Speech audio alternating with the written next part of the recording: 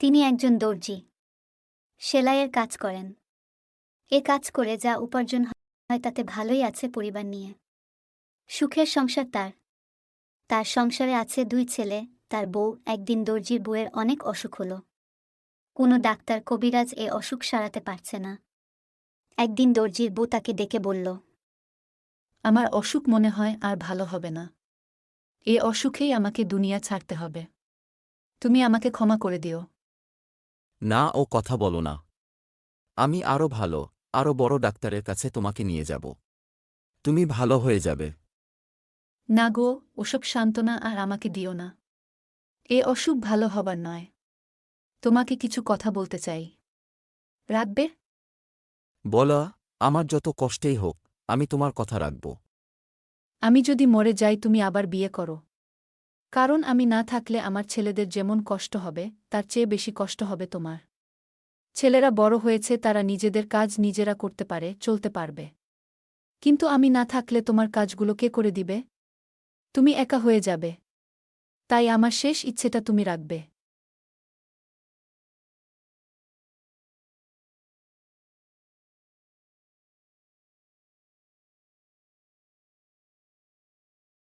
তার কিছুদিন পরে বুটা মারা গেল। দর্জি যেন একা হয়ে গেল। ছেলেগুলো মায়ের মৃত্যুতে শোকাহত হয়েছে ঠিকই, কিছুদিন যেতে না যেতেই নিজেদের মতো সব কিছু গুছিয়ে নিয়েছে। কিন্তু দর্জির সব কিছু অগোছালো হয়ে গেল। কারণ দর্জি তার কাজ নিয়ে ব্যস্ত থাকত। অনেক সময় তার বউ তার কাজেও সাহায্য করত। এখন তার পাশে কেউ নেই। ভেবেছিল আর বিয়ে করবে না।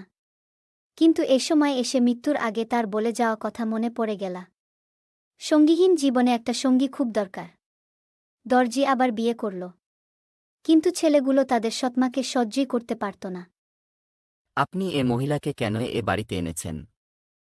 তোমরা এসব কি বলছো? সে তোমাদের মা।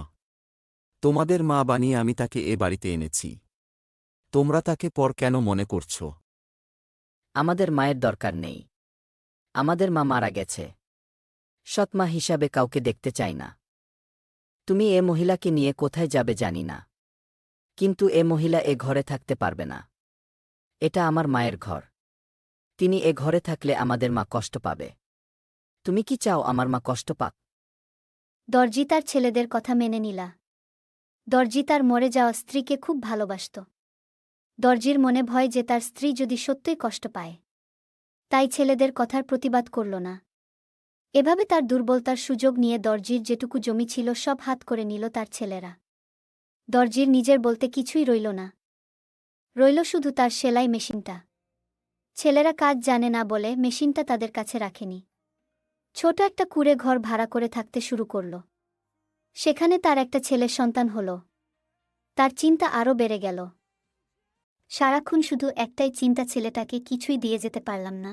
এরকম চিন্তা করতে করতে একদিন দর্জিও মারা গেল। দর্জির বউ অসহায় হয়ে পড়ল। আপন বলতে আর কেউ রইল না। এখন সে কি করবে? কিছুই বুঝতে পারছে না। তার ছেলেকে নিয়ে সে কোথায় যাবে? হতাশ হয়ে পড়ল সে। তার হতাশায় দর্জির আগের ছেলেরা খুশি হল। বেশ হয়েছে। এখন তারা না খেয়ে মরবে। এবার যদি শিক্ষা হয়, ওই মহিলা যদি আমাদের কাছে সাহায্য চাইতে আসে, দূর দূর করে তাড়িয়ে দিব। দর্জির বউয়ের হঠাৎ মাথায় এলো, হতাশ হয়ে কি করব? ছেলেকে নিয়ে বাঁচাতে তো হবে। স্বামীর রেখে যাওয়া কাজটা ছাড়া আমার তো আর কিছুই নেই। আমি সেটাই ধরি। ছেলেটাকে দুমুঠো খাওয়াতে তো পারব। সে নিজেই শুরু করল দর্জির কাজ। কাপড় বানাতে শুরু করল। দর্জি যখন কাপড় বানাতো পাশে বসে থাকত সে। সেই থেকে কিছুটা শিখেছে।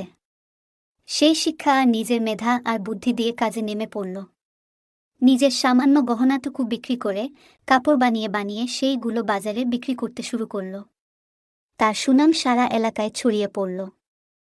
এখন আর তাকে বাজারে গিয়ে কাপড় বিক্রি করতে হয় না। বড় বড় ব্যবসায়ীরা তার বাড়ি থেকে এসে কাপড় কিনে নিয়ে যায়। একদিন এক ব্যবসায়ী এসে বলল, দর্জির বউ তোমার কাপড়ের যা সুনাম, যে কাস্টমারকেই দেখায় পছন্দ না করে পারে না।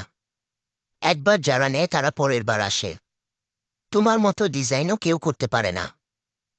চাচা, সবেই আপনাদের দোয়া, আমাদের জন্য দোয়া করবেন। আমি যেন আরও সামনে এগোতে পারি। ছেলেটাকে যেন মানুষের মতো মানুষ করতে পারি। এই কাপড়ের ব্যবসা করে দর্জির বউ জমি কিনল। সুন্দর একটা বাড়ি তৈরি করল। কাজ আর ব্যস্ততা নিয়ে কাটছে তার দিনগুলো। একদিন দর্জির বড় ছেলেরা আসলো তাদের সৎ মায়ের কাছে। আমার স্ত্রীর অনেক অসুখ, সামান্য জমি যা ছিল তা বিক্রি করেও তাকে সুস্থ করতে পারছি না। এখন হাতে আর কোনো টাকা পয়সা নেই যা দিয়ে তার চিকিৎসা করাতে পারি। তাই আপনার কাছে এসেছি। আপনি ছাড়া আমাদের আপন বলতে আর কেউ নেই। আমারও একই অবস্থা, মেয়ের বয়স হয়েছে, কিন্তু টাকার জন্য মেয়েকে বিয়ে দিতে পারছি না। ছোট ঠিকই বলেছে, আপনি ছাড়া আমাদের আপন আর কেউ নেই। আপনি আমাদের ক্ষমা করে দেন। আমরা আপনার সাথে অন্যায় করেছি। মায়ের কাছে ছেলেদের কোনো অন্যায় থাকে না। তোমরা হতাশ হচ্ছ কেন? আমি আছি তো। আমি দেখছি সব কিছু। শুনো, আজ তোমাদের একটা কথা বলি। তোমাদের বাবা যখন আমাকে এ বাড়িতে নিয়ে আসে, তখন বলেছিল তোমাদের কথা।